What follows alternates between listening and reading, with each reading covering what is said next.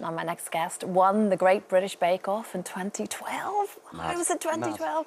And of course, runner-up on Strictly Come Dancing in 2021. But today, John Whaite joins me as he releases a book about his life, Dancing on Eggshells. How perfectly titled. Of course, you could have gone and written a very successful cookbook, but instead you have poured your life and indeed your emotions into these pages. All of them. All of them. So why? Why did you want to do that? Well, you know, I've had a funny little life, a funny little existence over the past 34 years. And I've spoken very honestly on social media, on television, indeed, on this show, on Steph's Packed Lunch, about all of my kind of struggles in my life, my highs and my lows.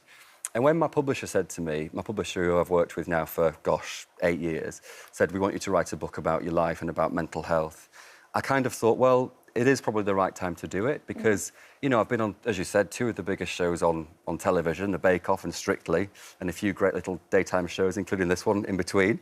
And, you know, I just wanted to show people that we're all human, you know, no matter what you're going through in life, there is reassurance that whatever mistakes you make, whatever regrets you have, it's all part of the bigger picture. It's all part of the bigger plan. You know, we make mistakes, we make errors of judgment.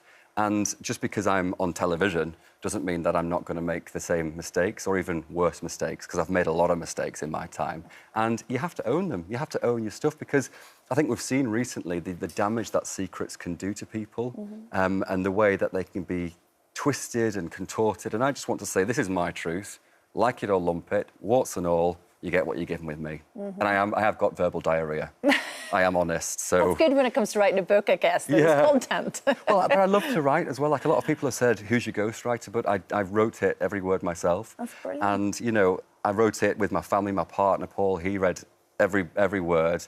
You know, I gave... you have to be sensitive to your family and friends too, don't you, when you're writing a very personal book? I mean, legally you have to, but also, you know, emotionally and morally, I think it's important to be sensitive to the people that you love, because we could all paint each other in a terrible light, couldn't we?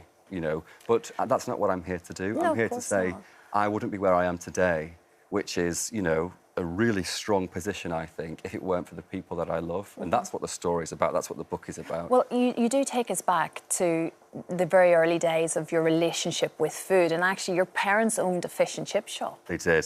Which you worked in, peeled potatoes after school, in your school, you couldn't get the smell out of the uniform, all those little things made complete sense. But it's a strange thing, because that is where you realised food was a bit of a comfort blanket, to use your words. But that became a complicated relationship then, didn't it? It did, because as I kind of evolved through life and realised that I did turn to food for comfort, I turned to food for comfort too much. And that's when my body dysmorphia and eating disorder, bulimia, began, kind of in university, around university college time. And bulimia is something that I will continue to deal with for the rest of my life, because food for me is a great comfort, as you said, but it is also somewhat of an emotional terrorist. Like, not a day goes by where I don't think about if I've eaten too much. And it's exhausting. I mean, since getting medicated for ADHD, I have to say I've had one bout of bulimia, just one. And that came about off the back of the book, didn't it, when you got this diagnosis? And it's interesting whether that allowed you to fit things into place in a different way. Massively. Like, since starting my ADHD medication, my life has changed. Since going sober and starting my ADHD medication, my life has changed massively. Because when you talk about that, because off the back of, we say that like Bake Off was huge, and indeed Strictly, but after both of those shows and they become such a part of your life, there was an emptiness. Yeah, there was. I mean, you'll have had it on Strictly yourself, won't you? When you're at those dizzying heights of excitement, of being with people who you really like working with, of external validation as well. You know, we're all quite vulnerable people. There's this massive crashing low. And I speak quite honestly, well, very honestly, about both life after Bake Off, how that kind of made me quite bitter. You know, when I used to work on Lorraine, and when that came to an end, I was so bitter about it. I wanted to sneak into Lorraine's house and sew prawns into her curtains. I thought it was personal, but I realise now that it's not. It's just the way of the world. It's the way of the industry. And after Strictly, I started to have that same feeling of emptiness, and I started to self-destruct. You know, I drank too much. I almost ruined my relationship with Paul.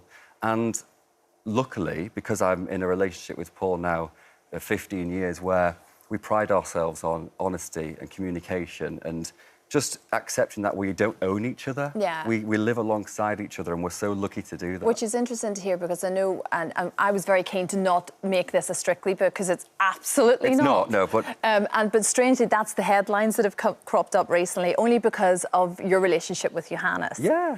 But you talk about Paul there. I mean, I suppose it's your chance to kind of almost say what really did happen, because the headlines were trying to sort of at least hint to something else. Well, and you know what? The journalists are just doing the job, so I'm never going to admonish them. The thing is, though, what I have to say is how blooming great it is that the gays are finally getting embroiled in the Strictly scandal, because before we just lived, you know, we were in the sidelines. Yes. Now the gays are getting involved in the Strictly curse. And so, I mean, it's a sign of progress, isn't it? But no, the reason I've spoken about that story, and specifically with Johannes's consent and with my partner's consent, I haven't written anything that people didn't want me to write. The reason I've spoken about that story is to illustrate the point that life is difficult. We are fragile human beings, and our hearts sometimes can be torn into two. And sometimes you have to take stock and just think to yourself, who am I? What my values are? And how do I get back to that?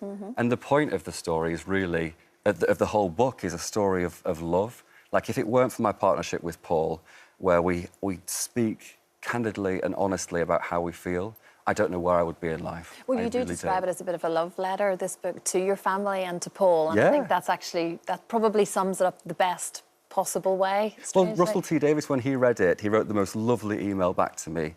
And he said to me, this is like a series of love letters. And that's what it's about. It's about showing people, anyone at home, that it's OK to be a vulnerable human being and to make a mess. And to start again. And to start again. We can always start again.